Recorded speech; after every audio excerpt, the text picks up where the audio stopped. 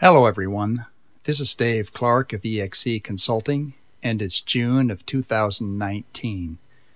In this video, I discuss the most recent guitar amp sims that I've written for music production.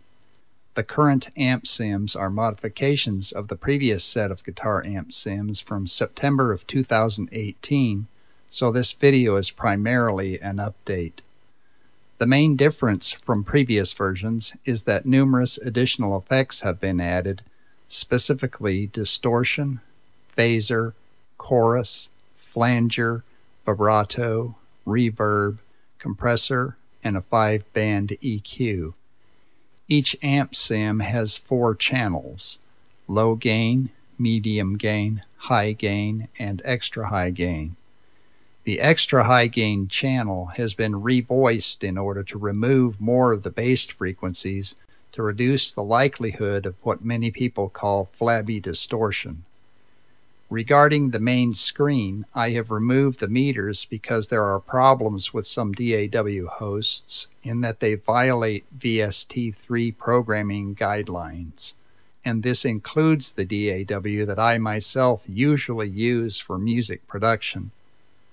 For whatever reason, the meters easily expose these guideline violations. You can also expose these violations using the standard VST3 called A gain from Steinberg by rapidly moving the gain knob about as I have demonstrated elsewhere. On the main screen, for those amp sims that have it, the contour knob controls the so-called slope resistor for Fender Marshall types of tone stacks and the shift resistor for the James type of tone stack, providing many extra tones for any given tone stack. Each position of the contour knob could be thought of as providing a different mod of the tone stack. Contour is not available for all amp sims. Next to the contour knob are the 2 or 3 control knobs for the tone stack, then finally a volume control, which is simply an output level control, not a gain control. Below the contour knob, if it exists, is the input knob, which raises or lowers the input signal. To the right of this is the overdrive knob, which also raises the input signal. When and if I'm able to restore the meters without bad behavior on the part of certain DAWs, I will again use my eyes on the meters to set the input knob and my ears to set the overdrive knob. The gain knob is self-explanatory.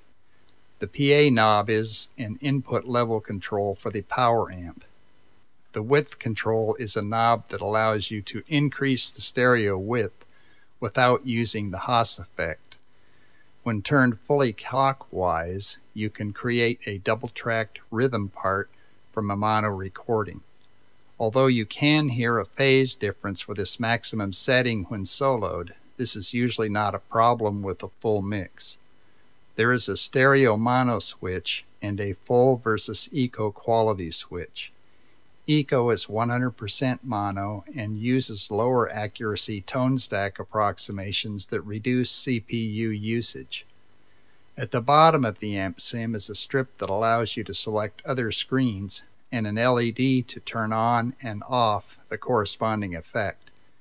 The effects are applied in the order listed in the bottom strip from left to right, except that EQ5 can be pre or post amp.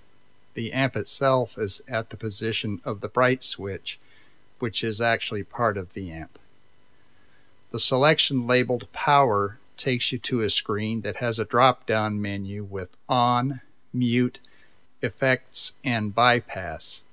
Mute is a muted bypass. Selecting Effects bypasses the amp entirely, including the cab section. This turns the amp sim into a pedal strip simulator.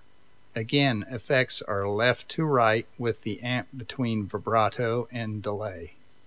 An important note: to ensure the knob movements are taken into account when the amp sim is bypassed, please use the plug-in bypass, that is, turn the power LED off rather than using your DAW's bypass.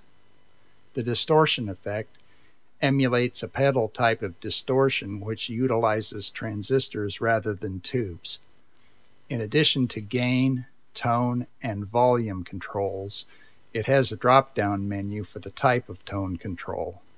Treble Bass 1 is a flat control at its center position.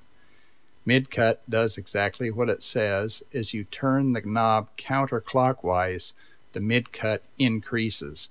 In other words, turning the knob up or clockwise increases mids from being cut so much. Treble Bass 2 has a dip or scoop for mids at its center position, and Treble Bass 3 has a hump for mids at its center position. EQ5 is a 5-band EQ that utilizes emulations of resistor inductor capacitor or RLC circuits. Phaser is a modulated filter effect which uses 6 all-pass filters. Wide mode uses a 90-degree phase shift between left and right channels if the Amp Sim is in stereo operation. The lower F mult control sets the lowest range of frequencies for the lowest ranging of the 6 all-pass filters, while the spread knob spreads out the other 5 frequency ranges from each other to a greater or lesser extent. This is in preference to having 6 fixed frequency ranges. You'll have to experiment with these controls to learn what they do if you don't already have experience with these types of controls. The flanger, chorus, and vibrato effects have basic controls that are similar to those of the phaser effect, that is to say rate, depth, etc. The bright switch adds a bypass capacitor to the input circuit, increasing treble. The knob allows you to change the value of the capacitor for the bright circuit to increase or decrease the bright effect. The modern switch moves the tone stack from its vintage position between stages 1 and 2 of the preamp to the position between the last stage of the preamp and the power amp. For the extra high gain channel and lots of distortion, the amount of distortion can be increased by use of this switch. For low gain situations, there is not much difference in my experience. Reverb is a very simple algorithmic reverb that usually sounds good for guitar and sometimes sounds good for other instruments and vocals as long as the time and/or wet controls are restricted to low values. It is intended to be an artistic effect rather than a room reverb. The compressor is a typical compressor except that it has a sidechain option and a filter to pick out which frequencies should control the compressor action. The frequencies used are determined by the SIG filter, FC, and Q knobs. The tremolo controls cause volume modulations to be quicker or slower and deeper or shallower.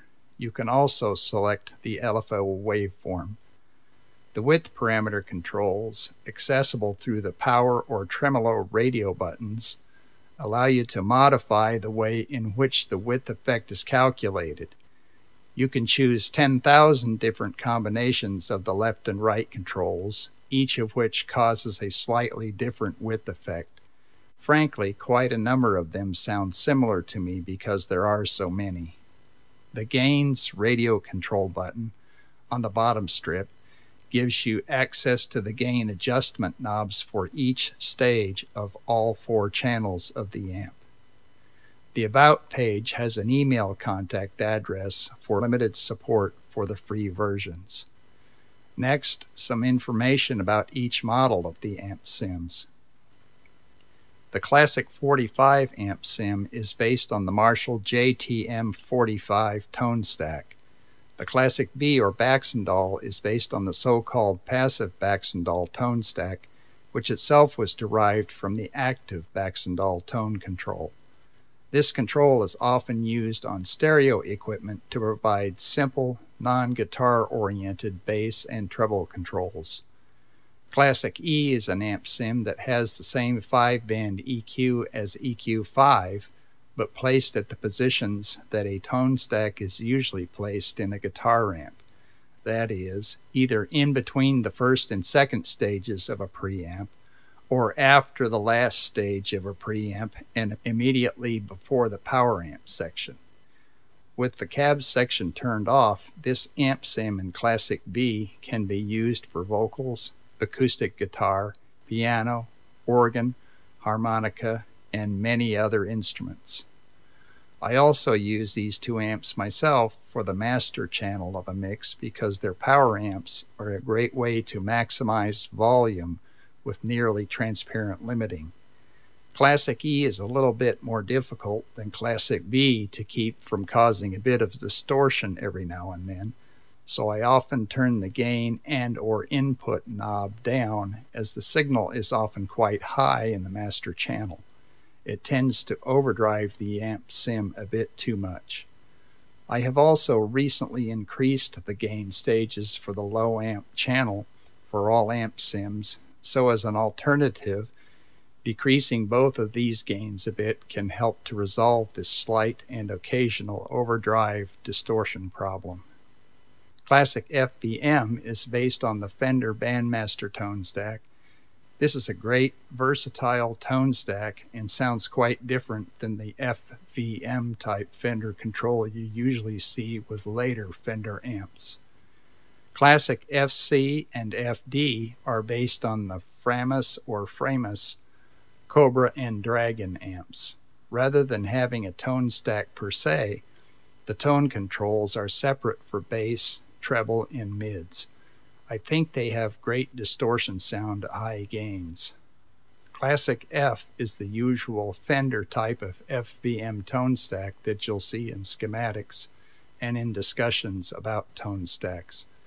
Classic J is based on the James tone stack, which is different than the Baxandall tone stack. I mention this because the two are sometimes confounded, and one is often mistaken for the other.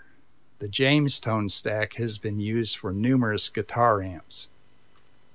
Classic M is based on the Marshall Model 1987 tone stack. Classic 30 is based on the AC30 tone stack. Classic V1940 is based on the original Voigt, that's V-O-I-G-T, tone stack from 1940, and is a very smooth sounding amp. This and the V2012 handle low and medium distortions just beautifully. The tone controls are not very strong for either of these, but provide just enough tweaking to produce useful variations. Classic V is the typical Vox tone stack that you'll often see out there and has different values than the AC30. The bass amp sims that are available are those amp sims whose names start with CL bass and are the same as their guitar amp sim brothers, but revoiced for bass frequencies. Basically, all capacitors were doubled in value, and the cab sims had their resonant frequencies cut in half. Be sure to test these bass amp sims with adequate monitors and or subwoofers because they can produce a lot of bass that you may not hear with smaller monitors. With each of these amp sims, I am not attempting to duplicate any specific amp, but rather create the type of sound made by the corresponding family of amps.